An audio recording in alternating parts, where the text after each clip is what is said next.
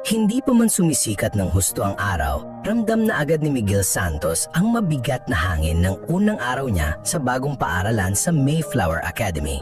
Isang pribadong eskwelahang kilala sa galing, ngunit kilala rin sa di nakikitang pader na naghihiwalay sa mga anak ng may kaya at sa mga gaya niyang nanggaling sa lumang public school sa Tondo. Baryang inipon ng kanyang inang si Aling Pilar, isang mananahi, at ng amang si Mang Pio, isang kargador sa pier, ang nagpapabawa sa uniforme niyang puti. Ngunit hindi nito mapaputi ang kulay niyang kayumangging lubos. Minana niya ang balat na iyon mula sa lolang Aeta sa Zambales. Sa salamin ng CR bago pumasok, minasdan niya ang sarili. Makinis man, nangingibabaw pa rin ang mga bakas ng araw na kalaro niya tuwing naglalaro ng luksong tinik. Tinangguan niya ang refleksyon, binulungan ang sarili. Kaya ito. Hinugot niya sa bulsa ang lumang kwaderno na walang tatak kundi nagagasgas ng harap at tahimik na humakbang patungong grade 5 Mark Twain classroom. Pagbungad pa lang niya sa pinto, lumukubang katahimikan na parang palengke na biglang pinatay ang ilaw.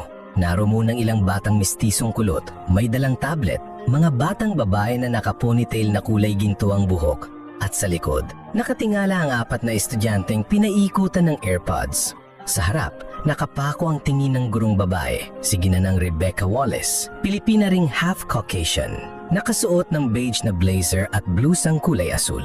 Tumikim siya, nilihis ang buhok mula sa tenga, saka nagsalita sa Ingles na may malutong na R. Class, we have a new student. Bago tayo magpatuloy sa ating kwento, i-comment sa ibaba kung saang lugar kayo nanonood para malaman ko kung saan umabot ang video ko.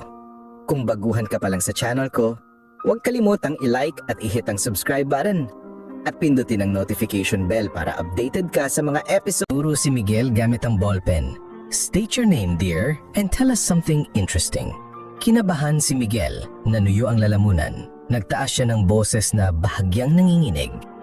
Ako po si Miguel Santos. Mahilig akong mag-solve ng math problems. Isang mahinang halakhak ang pumainlan lang mula sa gitnang hanay.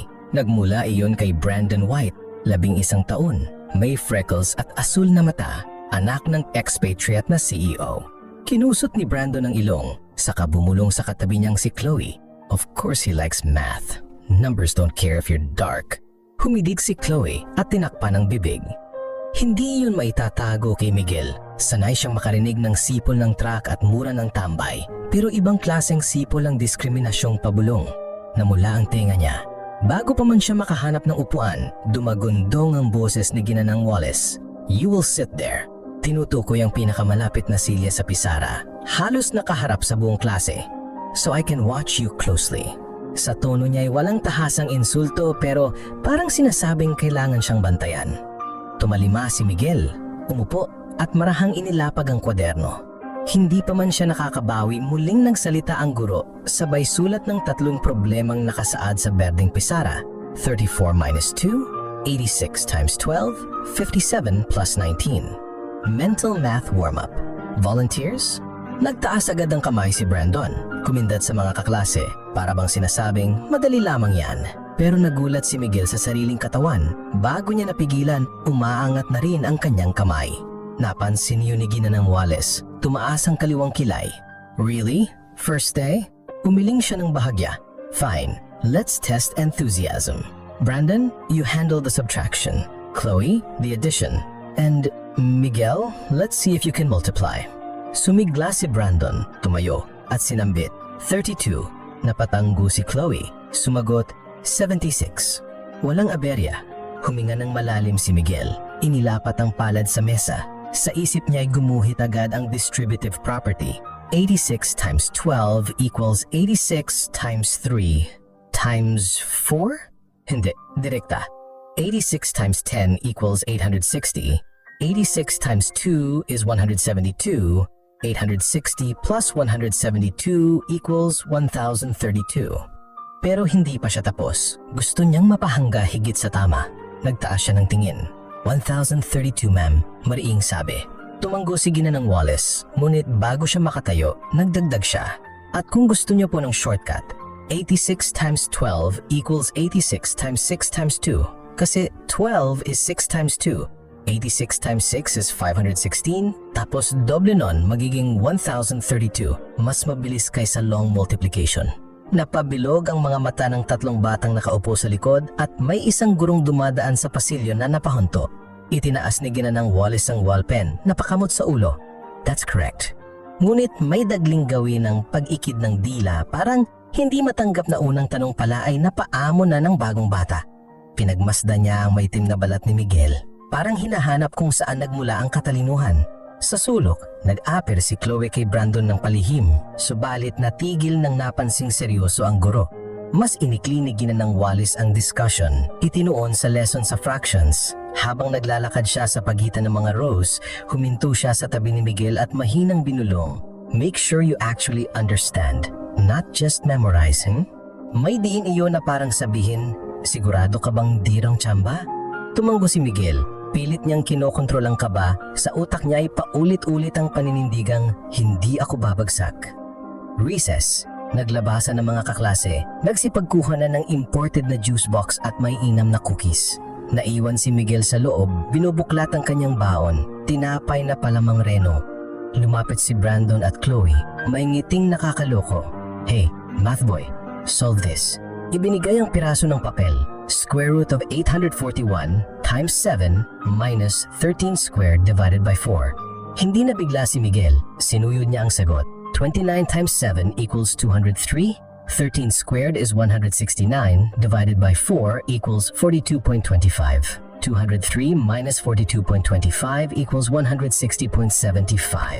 Isinulat niya iyon. Sa halip na purihin, umismid si Brandon. Well, decimals aren't allowed in our quiz bees.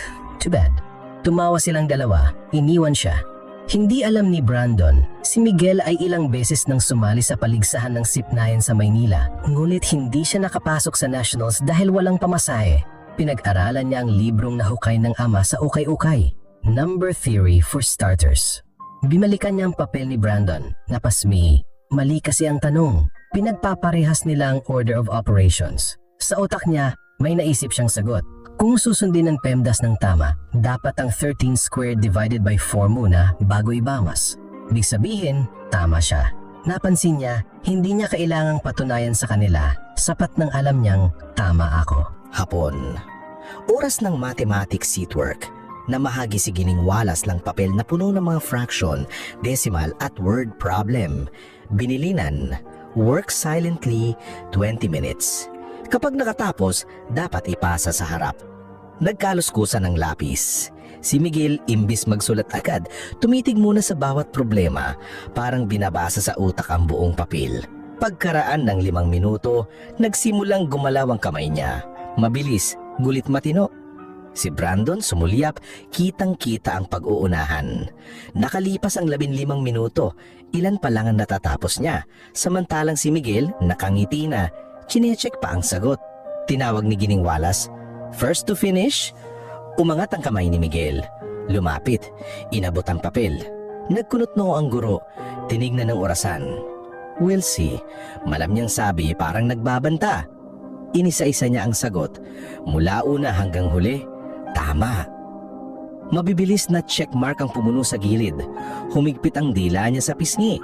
Nang matapos, tumikhim siya. Tumingin sa klase. Class, we may have a record for fastest perfect score. Anunsyo niya, ngulit walang sigla at idinagdag, let's verify tomorrow. Bumalik si Miguel sa silya, narinig ang mahinang wow ng isang kaklase sa likod. Bumaling si Brandon kay Chloe, bulong. Siguradong nire-recruit lang yan ng scholarships, pang advertising effect. Ngulit unti-unting naramdaman nilang hindi ganun kababaw ang pangyayari. Si Miguel ay naging sentro ng atensyon, hindi dahil kakaiba ang kulay niya, kundi dahil lantad ang galing niya. Sumapit ang Biyernes, araw ng oral math drill. Naghanda si Gining Wallace ng bell para sa buzzer system. Sino mang unang makasagot, pipihit sa maliit na bell. Magsisimula sa madali, pataas ng pataas, hanggang may maiwan. Ganado si Brandon, kampante si Chloe. Tahimik si Miguel, kumakabog ang dibdib pero nakangiti sa sarili. Unang tanong, 12 times 9. Bago pa mahawakan ni Brandon ng bell, tumunog na ang kay Miguel, 108. Sunod, what is 3/4 of 64? Miguel ulit, 48. Palakpakan, halakhakan, pang-apat na tanong, komplikado. If a rectangle's length is tripled and its width is doubled, by what factor is the area increased? Tumunog ang bell ni Miguel. 6 times, sabay paliwanag. Length times 3, width times 2, so area times 6. Tila nahipnotismohan ng buong klase. Si Gining Wallace nakabuka ang bibig. Sa huli, nalagas ang isa't isa sa elimination hanggang sina Brandon at Miguel na lang. Final question. Evaluate 7 factorial divided by 5 factorial. Tumunog parehong ngunit nauna si Miguel ng segundo. 42. Tumigil ang oras. Napalunok si Brandon. Napataas ang daliri ni Gining Wallace ngunit wala nang maitanggi. Correct. Nagsanib puwersa ang hiyawan at palakpak ng buong klase. Kasama na ng si Chloe na naiilang mangibabaw ngunit nadala ng kiling sa tagpo. Lumapit si Gining Wallace kay Miguel, bit-bit ang maliit na medalya bilang Math Star of the Week. Ngunit bago niya ito maisabit, nag-usisa ng mahina. Where did you learn all that? Mahinang tugon ni Miguel. Sa tatay ko po, nagliginis siya ng barko. Kinukwento niya po sa akin ang speed ng mga crane, kaya nag-practice akong mag-compute. Sa sagot niyang iyon, nakita ng guro hindi lamang karunungan kundi kwento ng kabataan at sakripisyo na bumubuo sa bawat numero. May kunong kumirot sa dibdib ni Gining Wallace. Naaninag niya sa memorya ang sarili noong bata pa. Morena pala siya noon bago na ibilad sa kultura ng bleaching creams at imported standards. Dahan-dahan niyang isinuot ang medalya sa leeg ni Miguel. Walang salita ngulit may pagtingin puno ng pagsisisi. Congratulations, mahinang sabi.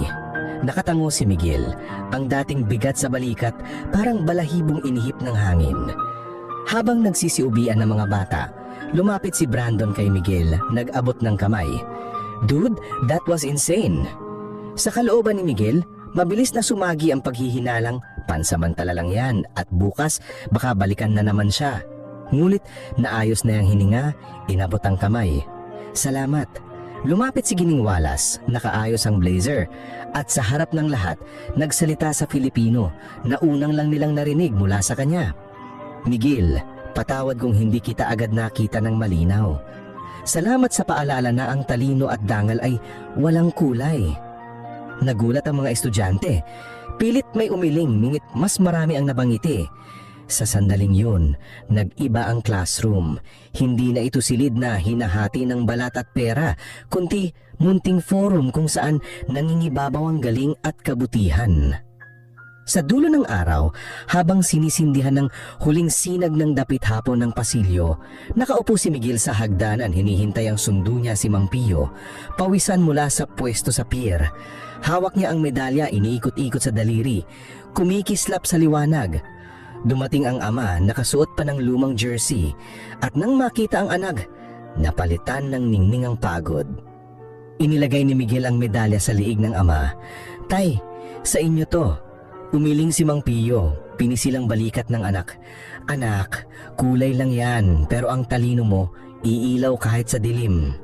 Natawa si Miguel at sa unang pagkakataon sa bagong paaralan, naramdaman niyang tunay siyang kabilang, hindi lamang dahil sa galing niyang magbilang, kundi dahil sa tapang niyang magsabing may halaga siya kahit pasing itim ng gabi ang kanyang balat. Sa mismong sandaling iyon, dumaan sa bintana ng silid si Gining Wallace. Pauwi na, bitbit ang lesson plan.